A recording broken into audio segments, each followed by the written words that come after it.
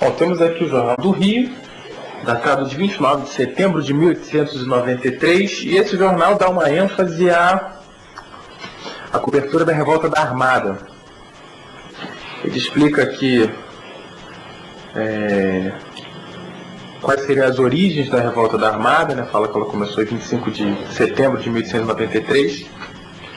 Menciona o episódio aí do bombardeio que foi feito à cidade e chama atenção aí para o projétil que destruiu a torre da igreja Nossa Senhora da Lapa dos Mercadores e derrubou a estátua, sendo que essa estátua caiu de uma altura de 30 metros, mas só quebrou o dedo e teve alguns danos pequenos na sua base.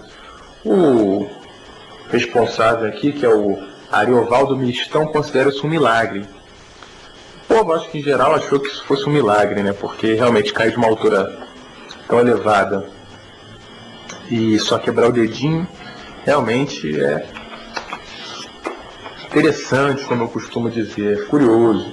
Aqui fala sobre a Revolta da Armada, fazer algumas considerações.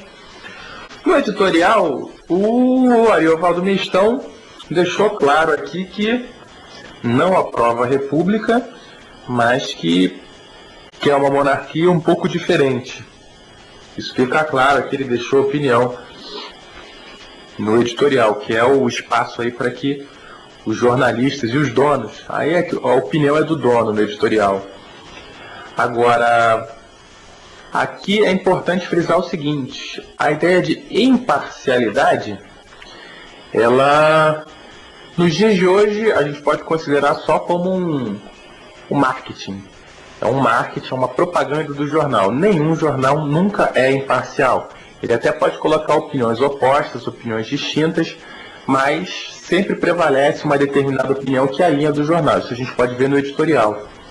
E nessa época, final do século XIX, imparcialidade era impensável, certo? Esses donos de jornais manifestavam a opinião deles, sim, davam a versão dos fatos e corriam riscos. Um jornal, por exemplo, defender a monarquia no período republicano era quase que pedir para ser empastelado. O que é isso? Esse jornal era invadido, incendiado, as máquinas eram quebradas, certo? Os jornalistas poderiam apanhar. Então, eles realmente não faziam muita questão de serem imparciais, não. Mas ele, de qualquer maneira, está se afirmando, que se afirma como monarquista. O jornal traz dados interessantes aí sobre o café, certas exportações de café desde a década de 20, no caso aqui, desde a década de 20 até a década de 60, exportações brasileiras. E aqui a produção. Aqui um dado interessante, eles param no ano de 1893, que é o ano de publicação do jornal. O Rio de Janeiro, na produção, em 1893 tinha 52,3%, e São Paulo 47,7%. São Paulo, aqui, pelo menos pelos dados que eles indicam, São Paulo ainda não havia ultrapassado o Rio de Janeiro, mas parece que é uma tendência, né? A produção de São Paulo cresce. Menciono aqui a crise do encilhamento, tá? Que foi uma política econômica adotada logo no início da República por Marechal Deodoro, cujo ministro era Rui Barbosa, e eles falam sobre o desdobramento, só que eu acho que é uma parte histórica, porque aconteceu um pouco antes, mas serve para explicar os impasses iniciais do período republicano. Cultura, eu achei isso aqui bem interessante, Joaquim Silva, que escreve Cultura, falando sobre o idioma, sobre a língua portuguesa, e aí as diferenças entre a língua portuguesa aqui no Brasil e em Portugal, chamando a atenção que no nosso caso as influências foram várias, influências indígenas, influências africanas e posteriormente influência de outros povos que migraram para cá. Então o caderno de cultura também está muito bem feitinho. Cultura no Brasil, fazem a cultura no mundo, fazem referência à cultura no mundo. E aí, aqui eu destaco a intervenção dos Estados Unidos aí já na política expansionista norte-americana,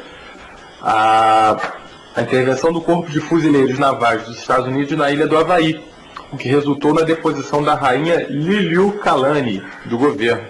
Se eu não me engano, tem uma foto dessa rainha. E o cientista Thomas Alva Edison termina a construção do primeiro estúdio de animação do mundo nos Estados Unidos. Interessante. No espaço dos leitores, alguns leitores reclamando aqui da opinião do Ariovaldo Mistão, não é isso? Reclamando do Ariovaldo Mistão em relação à opinião dele, as opiniões. Alguns dizendo que ele é muito parcial.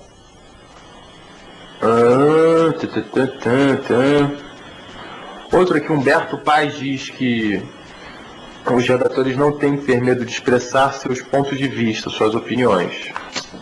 Bom,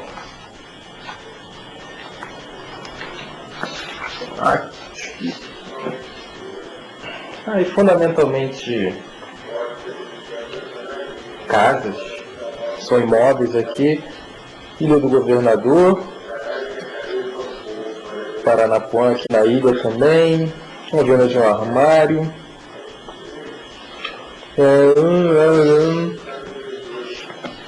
Aqui eu acho que vale destacar, seria talvez uma coincidência histórica, será?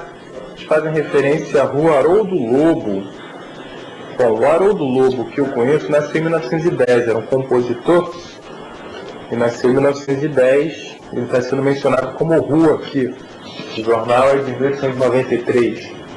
Bom, quer dizer, nesse caso aqui, como está no classificado, está lá na rua, deve ser um homônimo, né? Alguém que tinha o mesmo nome do Haroldo Lobo. Não esse Haroldo Lobo que a gente conhece, já que ele nasceu depois dessa data. Mas o jornal também muito bem organizado, com bastante informação. Jornal do Rio.